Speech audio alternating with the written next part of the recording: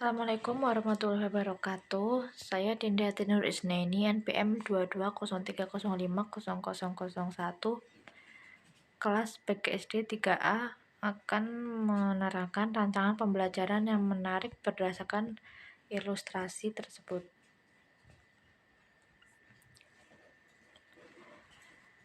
Berdasarkan informasi identifikasi kasus yang diberikan, kita dapat merancang pembelajaran yang menarik untuk kelas 4 dengan materi perubahan energi dalam mata pelajaran IPAS. Berikut adalah rancangan pembelajarannya. Yang pertama ada tujuan pembelajaran. Mengidentifikasi dan memahami konsep perubahan energi serta menerapkannya dalam kehidupan sehari-hari. Siswa dapat memahami konsep perubahan energi serta dapat menerapkannya dalam kehidupan sehari-hari. Misal dalam perubahan energi listrik menjadi panas, misalnya menyetrika baju. Dan selanjutnya ada durasi pembelajaran, yaitu 3 pertemuan. Sekali pertemuan 45 menit. Jadi 3 kali 45 menit. Kemudian rancangan pembelajarannya, pertemuan pertama yaitu pendahuluan, pengantar konsep perubahan energi dengan contoh-contoh sederhana. Misal pembuatan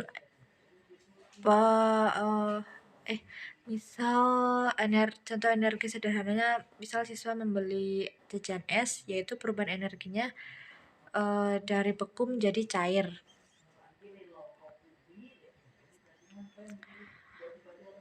Kemudian penggunaan IT-nya, menayangkan video singkat atau simulasi interaktif tentang perubahan energi.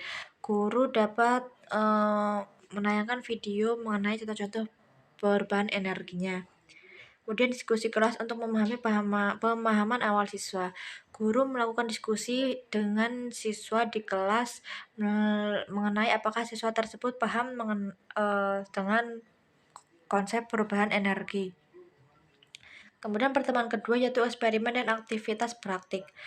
Penggunaan fasilitas luar ruangan, yaitu mengadakan eksperimen di luar kelas atau menggunakan fasilitas luar ruangan untuk mengamati perubahan energi. Siswa mengadakan pembelajaran langsung atau eksperimen langsung agar siswa lebih mengerti tentang konsep perubahan energi. Kemudian pembagian siswa ke dalam kelompok kecil untuk eksplorasi praktis secara langsung. Kemudian dalam kelas tersebut yang berjumlah 25 siswa dibagi menjadi misalnya 5 kelompok. Jadi dalam satu kelompok terdapat 5 siswa.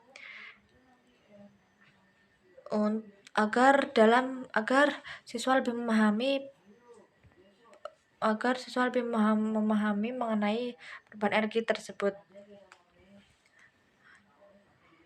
Kemudian selanjutnya diskusi kelompok untuk merumuskan temuan dan pemahaman. Kemudian dalam kelompok tersebut siswa melakukan diskusi dengan teman sekelompoknya. Kemudian pertemuan ketiga yaitu penerapan dan evaluasi. Penggunaan IT yaitu menerapkan pengetahuan melalui simulasi atau permainan interaktif di IT. Proyek kelompoknya meminta siswa membuat proyek sederhana yang menggambarkan perubahan energi dalam kehidupan sehari-hari. Jadi siswa diminta membuat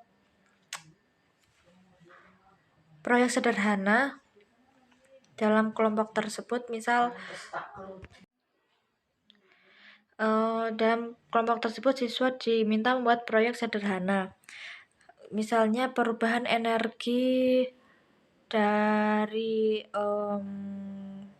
listrik ke cahaya. Misalnya pembuatan proyek lampu paralel dan seri. Kemudian penilaian formatif, yaitu guru memberikan umpan balik dan penilaian kepada setiap kelompok. Guru kemudian mengevaluasi setiap kelompok tersebut dan memberikan penilaiannya. Kemudian metode pengajarannya diskusi interaktif, yaitu diskusi kelompok, eksperimen langsung, yaitu proyek sederhana, penggunaan IT, proyek kelompok. Kemudian penilaian formatif yang dilakukan guru. Sumber belajarnya terdapat bahan ajar digital, misal video atau menggunakan laptop. video pembelajaran, alat-alat eksperimen, dan buku pelajaran. Evaluasinya,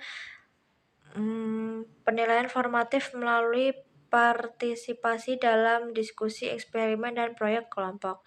Penilaian formatifnya terdapat yaitu partisipasi siswa dalam kelompok tersebut, kemudian eksperimen dalam kelompok tersebut, dan proyek kelompok.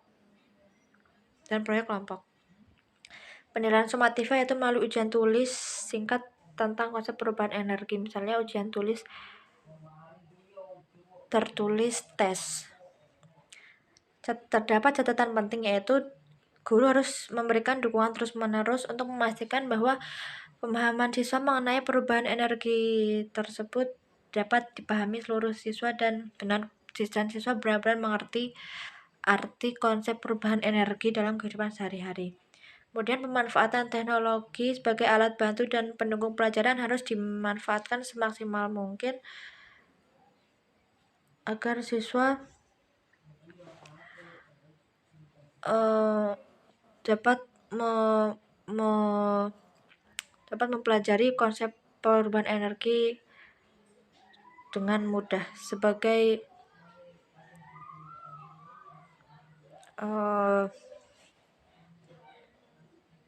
jalur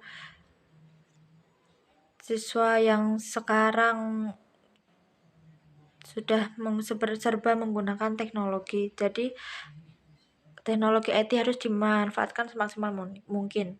Kemudian mendorong siswa untuk berkolaborasi dan berpartisipasi aktif dalam setiap tahap pembelajaran. Siswa harus bisa dan harus mau berkolaborasi langsung terhadap setiap tahap-tahap pembelajaran, misal dalam diskusi kelompok. Yang terakhir,